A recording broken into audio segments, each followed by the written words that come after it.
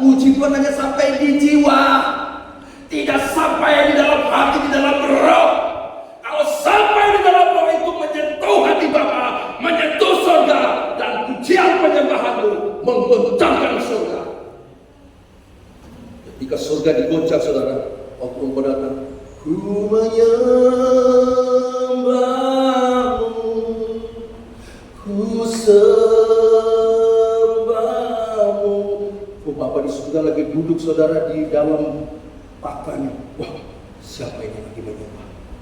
Wah, mulai tergoncang. Waktu tergoncang surga, berkat-berkat dari surga turun atas saudara dan saya.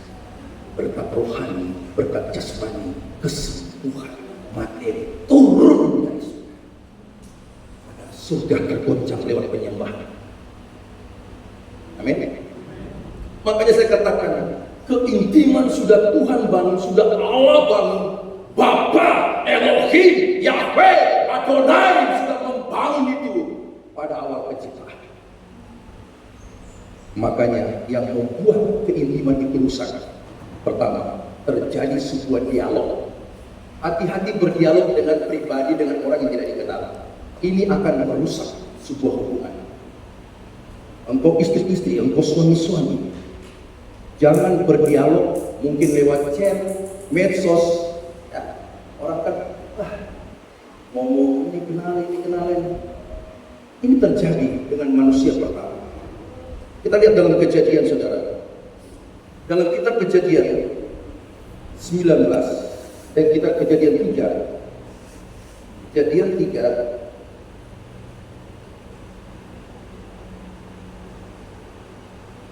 saudara,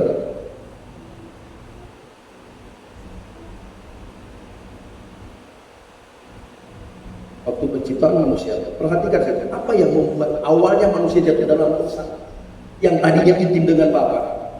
Saya bacakan ya, perhatikan.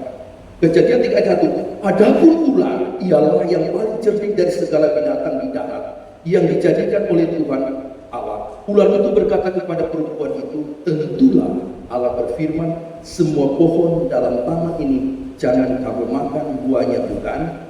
Ini permulaan ada dialog. Ini awalnya sudah mulai keretakan antara hubungan manusia dengan Tuhan. Karena ditanggapi oleh manusia di ayat 2, ditanggapi.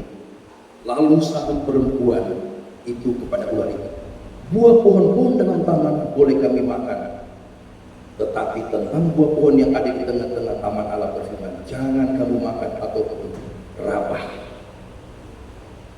Ini perbincangan dengan pribadi yang tidak dikenal oleh manusia. Yang berbincang sebenarnya waktu itu manusia seringkali berdialog dengan Tuhan. Mereka seringkali bercanda dengan Tuhan. Tuhan seringkali datang di taman. Ya, lompat saja ya. Tak terlalu panjang. Ya, di ayat 9, perhatikan. Ini Tuhan selalu menemukan manusia ingin selalu intim dengan manusia. Di ayat 9 Tuhan temukan manusia berkata begini, kata firman Tuhan. Tetapi Tuhan Allah memanggil manusia itu dan berfirman kepadanya, di mana kamu? Ya. Di ayat 18. Ketika mereka mendengar bunyi langkah Tuhan Allah yang berjalan-jalan dalam taman itu pada waktu hari sejuk. Hari sejuk itu masih pagi, masih subuh. Tuhan kadang-kala datang di pagi hari untuk bertemu dengan kekasihnya, bertemu dengan saudaranya, bertemu dengan jemaat di tempat ini. Ia bertemu di pagi hari, tetapi waktu itu manusia berkata, ketika kami mendengar suaramu, kami takut, kami bersembunyi, kami lari. Kenapa? Dialog yang mereka lakukan pada awal itu bersama dengan pribadi yang tidak dikenal, yaitu setan, iblis. Itu yang membuat kekacauan, yang membuat keretakan, yang membuat antara manusia dan Tuhan menjadi jauh. Putus hubungan keintiman. Inilah keintiman yang terjadi rusak pada waktu manusia mulai berbicara. Makanya hati-hati saudara. Kalau engkau bertemu, hai wanita-wanita, hai laki-laki bertemu dengan orang yang tidak dikenal, apalagi laki-laki bertemu dengan perempuan di jalan tidak dikenal, mulai berbicara, halo mas, halo bang, halo pak, berdialog orang yang tidak dikenal. ini membuka pintu untuk engkau jatuh dalam dosa. Siapa? Lebih baik katakan no. Ya. Jangan ada sebuah cerita, saudara.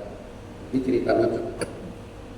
Suatu kali seorang anak muda, dulu ada yang namanya bis kota yang tingkat nomor 43, jurusan Tanjung Priuk Cililitan. Dia naik dari Tanjung Priuk. Waktu dia naik bis, di sampingnya yang duduk nenek-nenek. Anak muda ini, ya, cerita aja, saya katakanlah orang Manado, ya. Anak muda ini orang Manado, karena saya orang Manado, ya saya pakai orang Manado dengan pakai. Anak muda orang Manado ini duduk nenek-nenek di samping. Dia lihat, aduh ini udah ngantuk-ngantuk lagi, nyender-nyender begini di bawah. Dia berdoa, Tuhan, jauhkanlah dari godaan. Dan ini di samping dia berdoa, Tuhan jauhkanlah dari godaan. Tiba-tiba pada halte berikut neneknya turun. Nenek turun, datang seorang gadis cewek cantik. Wah, lihat tempat duduk kosong, ngapain? Dipersilakan, duduklah di samping anak muda ini. Anak muda orang Manado ini. Ini orang Manado, mana aja doyan. Ya. Duduklah gadis cantik. Wah, pakai kensi lah. Rok mini. Langsung jadi, waduh, tadi dia berdua jauhkanlah dari godaan ini karena nenek-nenek. Pas ada gadis yang cantik, dia berdoa, Tuhan, jadilah kehendak. Karena ada yang cantik, jadilah kehendak. Kalau nenek-nenek, jauhkanlah dari godaan. Lagian siapa menggoda saudara dengan ini? Nah, kalau saudara begitu, waktu saudara membangun hubungan yang intim dengan Tuhan, bangunlah dengan kemesraan bersama dengan Tuhan. Ya, karena Tuhan merindukan orang-orang yang selalu dekat dengan Tuhan. Makanya di dalam Mazmur 2 ayat 11, Mazmur 2 ayat 11 berkata begini. Mazmur 2 ayat 11, perhatikan. Beribadahlah kepada Tuhan dengan takut dan ciumlah kakinya dengan gemetaran. Beribadahlah kepada Tuhan dengan takut.